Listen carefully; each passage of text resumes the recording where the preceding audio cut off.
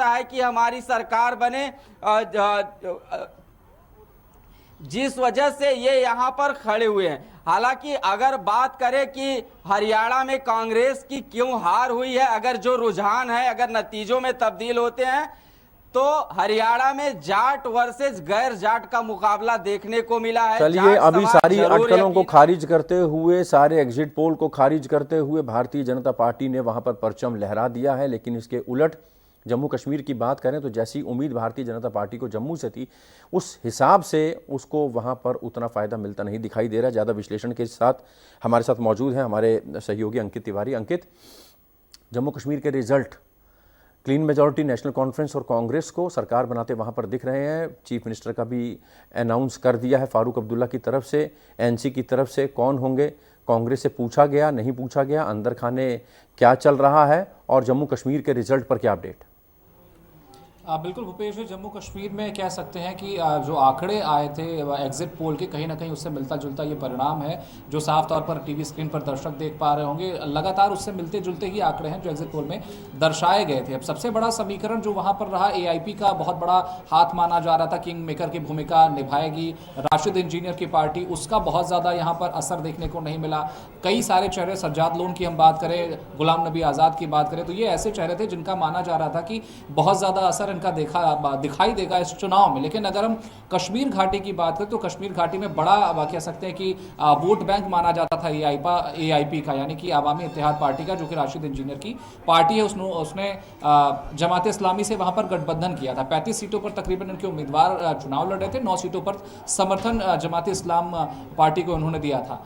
तो जो समीकरण बन रहे हैं उसमें ये कहा जा रहा था कि बीजेपी के पास अगर 29 से 30 सीटें भी आती हैं तो कहीं ना कहीं कवरअप हो जाएगा, एआईपी की तरफ से कवरअप हो जाएगा, और जो निर्दलीय कैंडिडेट हैं, क्षेत्रीय पार्टियों के जो उम्मीदवार हैं, वो बीजेपी को समर्थन दे देंगे और सरकार बन जाएगी। ये आंकड़ा बीजेपी की तरफ से लगाया जा रहा था, ये समीकरण बीजेपी सोच के चल रही थी। लेकिन फिलहाल जो रुझान है, जो अभी मौजूदा तौर पर देखे जा रहे हैं, उसमें 47 सीटें यानी कि बहुमत के करीब पहुंचती हुई नेशनल कॉन्फ्रेंस दिख रही है। बहुमत के करीब मैं इसलिए भी कह रहा हूं क्योंकि 5 सीटें जो है, 5 विधायक मनोनीत किए जाएंगे राज्यपाल की तरफ से, तो बहुमत का जो आंकड़ा 46 होता है वो आंकड़ा बढ़कर 48 हो जाएगा। उसमें 48 सीटों की जरूरत होगी बहुमत के लिए। 47 सीटें नेशनल कॉन्फ्रेंस और कांग्रेस की फिलहाल रुझानों में दिखाई दे रही हैं। 1 सीट का फिलहाल अंतर, हालांकि 1-2 सीटों का कम ज्यादा ये अंतर होता भी नजर आ रहा, हो भी सकता है।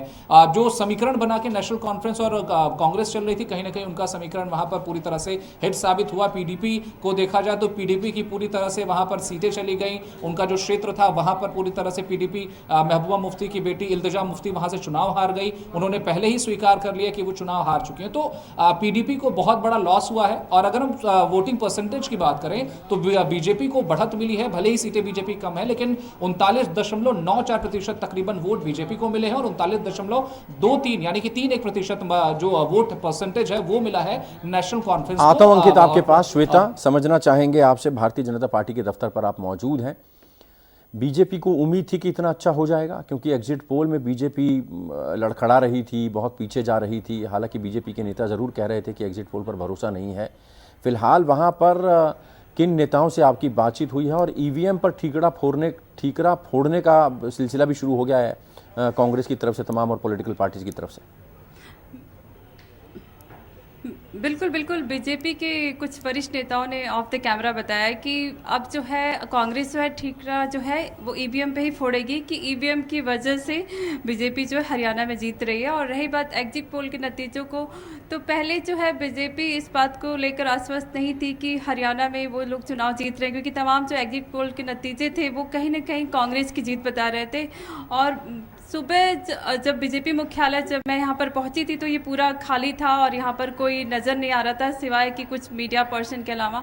लेकिन अब जो है धीरे धीरे कार्यकर्ता जो है वो यहाँ पर पहुँच रहे हैं। कुछ लोग आए थे, कुछ लोग चले गए, और अब चूंकि प्रधानमंत्री नरेंद्र मोदी भी शाम को यहाँ पर पहुँचेंगे तो ऐसे में यहाँ पर काफ़ी उत्साह देखने को मिल रहा है। और पहले ही चुनाव से पहले बीजेपी ने जिस तरह से ये कहा था कि हरियाणा का चुनाव जो है वो नायब सिंह सैनी के नेतृत्व में लड़ा जाएगा, और उसका जो नतीजा है वो अब देखने को मिल रहा है कि कहीं ना कहीं पार्टी नेतृत्व को भरोसा था कि नायब सिंह सैनी के नेतृत्व में अगर हरियाणा में चुनाव लड़ा जाता है तो पार्टी जो है भारी बहुमत के साथ जीतेगी। ये पार्टी नेतृत्व को इस पर भरोसा था। लेकिन तमाम जो एग्जिट पोल के नतीजों को देखें तो वो कांग्रेस की जीत बता रहे थे। और ये लगातार कहा जा रहा था कि किसानों का मुद्दा हो या जिस तरह से तमाम रेस्लर्स जंतर मंतर पर आकर प्रोटेस्ट कर रहे थे और किसानों को दिल्ली के तमाम मुद्दे थे, किसानों का मुद्दा था, बेरोजगारी का मुद्दा था, पहलवानों का मुद्दा था, विकास का मुद्दा था, डबल इंजन का मुद्दा था, बुलडोजर का मुद्दा था। तमाम चीजों को दरकिनार करते हुए कम से कम ये कहा जा सकता है कि हरियाणा के वोटर्स ने भारतीय जनता पार्टी पर दांव लगाया, भारतीय जनता पार्टी पर भरोसा किया। आप तीनों रहिए हमारे साथ। एक नजर डाल लेते हैं तमाम पॉलिटिकल पार्टीज के तमाम दिग्गज नेताओं ने क्या कुछ कहा चुनावी नतीजों के आने के दौरान, रुझानों के दौरान। जी हाँ, ये बहुत जरूरी है। इसमें मुझे उम्मीद है कि हमारे जो गठबंधन के लोग हैं, जो इंडियन अलायंस है, वो हमारे साथ इसके लिए बराबर की जंग लड़ेंगे कि स्टेटहुड जल्दी से जल्दी यहाँ पे वापस आया जाए। हरियाणा में कांग्रेस आज भी मुझे अफसोस है इस बात का, बेहद अफसोस है, क्योंकि वो जीतना हमें पूरा पता था वो जीतेंगे, मगर मेरे ख्याल से इंटरनल डिस्प्यूट जो उनमें थे उसने टोल दिखाया है। सीएम कैंडिडेट की सूरत में हम किसको देखेंगे? सीएम कैंडिडेट मैं समझता हूँ उमर अब्दुल्ला जो है वो सीएम बनेंगे। Thank you very much.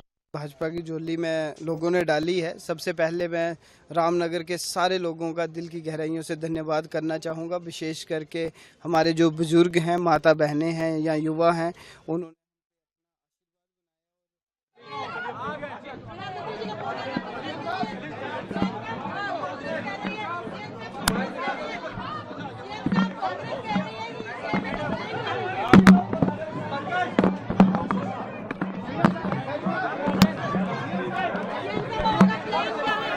इन्हीं के नेतृत्व में, यही एक चेहरा थे जिनके नेतृत्व में हरियाणा का चुनाव भारतीय जनता पार्टी ने लड़ा और 50 सीटों पर रुझानों में भारतीय जनता पार्टी आगे चल रही है।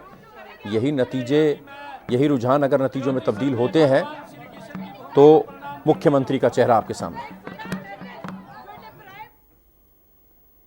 भारतीय जनता पार्टी के कार्यकर्ताओं को श्रेय देते हुए, भारतीय जनता पार्टी के सीनियर लीडर्स को श्रेय देते हुए, प्रधानमंत्री नरेंद्र मोदी, जेपी नड्डा को श्रेय देते हुए नायब सिंह सैनी अपने आवास से बाहर निकले थे और अब अनिल विज, भारतीय जनता पार्टी के नेता।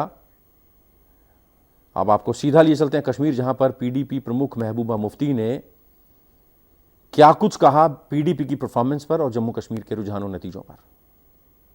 झोली में लोगों ने डाली है। सबसे पहले मैं रामनगर के सारे लोगों का दिल की गहराइयों से धन्यवाद करना चाहूँगा, विशेष करके हमारे जो बुजुर्ग हैं, माता बहनें हैं या युवा हैं, उन्होंने हम पे अपना आशीर्वाद बनाया और रामनगर की सीट हम अच्छे मतों से जीत के बाहर आए हैं। किसको श्रेय देना चाहते हैं जी? सबसे पहले मैं श्रेय देना चाहूँगा अपने पार्टी के कार्यकर्ताओं का, जिन्होंने बूथ लेवल पे या गांव में, मोहल्लों में जाके पिछले 1-1.5 महीनों से रात दिन एक किया है, बहुत मेहनत की है, मुझसे भी ज़्यादा मेहनत की है और पार्टी को आज एक सफल पोजीशन में ला के खड़ा किया है। और शीर्ष नेतृत्व जो पार्टी का है उसने हमें हमेशा गाइड किया है, अपना आशीर्वाद हमारे ऊपर रखा है और इतनी बड़ी भाजपा की झोली में लोगों ने डाली है। सबसे पहले थे वो नहीं जीते, मैं उनका भी भाई हूँ, उनको भी मायूस नहीं होना चाहिए। ये मैदान होता है, चलेगी ये बात आगे। मुबारक मुबारक मुबारक सब हूँ मेरी तरफ से, उनको भी। दूसरा मैं मशहूर हूँ मैं पार्टी सदर महबूबा मुफ्ती का, जिन्होंने सोच विचार के बाद मुझे वोट दिया। हालांकि किस मुसीबत और परेशानी और मुश्किलात का सामना करना पड़ा इस कैंपेन में, वो अल्लाह जानता है और मैं जानता हूँ। मैं जीत गया। चलिए, तमाम अपनी जीत पर बधाई दे रहे हैं अपने कार्यकर्ताओं को और उत्साह बढ़ा रहे हैं अपनी पार्टी के कार्यकर्ताओं का, नेताओं का। भारतीय जनता पार्टी के दफ्तर से श्वेता आप हमारे साथ बनी रही, बहुत शुक्रिया। कांग्रेस ऑफिस से सुशील हमारे साथ बने रहे। अंकित तिवारी, आपका बहुत बहुत शुक्रिया जम्मू कश्मीर पर अपडेट के लिए। भारतीय क्रिकेट टीम के पूर्व कप्तान और कांग्रेस नेता मोहम्मद अजहरुद्दीन मनी लॉन्ड्रिंग से जुड़े मामले में प्रवर्तन निदेशालय ईडी के समक्ष हैदराबाद ऑफिस में पेश हुए। ईडी ने उनसे पूछताछ की और उनका बयान दर्ज किया। गौरतलब है कि क्रिकेटर से नेता बने पूर्व सांसद को ईडी ने पहले 3 अक्टूबर को फतेह मैदान रोड पर स्थित ऑफिस में पेश होने के लिए समन जारी किया था, जिसके बाद उन्होंने पेश होने के लिए कुछ समय मांगा था। इसके बाद ईडी